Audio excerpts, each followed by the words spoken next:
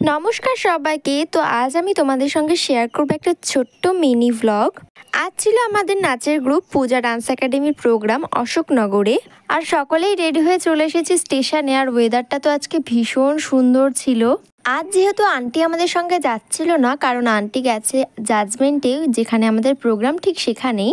সেই জন্যই আমরা একই কম্পার্টমেন্টে একসঙ্গে উঠবো বলে ঠিক করেছি, তাই এত ভিড় দেখতে লাগছে।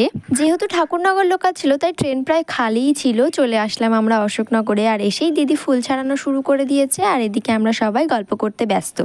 এর থেকেও বড় পাওনা হচ্ছে সবাই অনেকটা টাইম একসঙ্গে থাকবো, একসঙ্গে মজা করব, আর অনেক গল্প হবে। এটার জন্যই হয়তো আমরা এত বেশি প্রোগ্রামে গিয়ে মজা করতে পারি।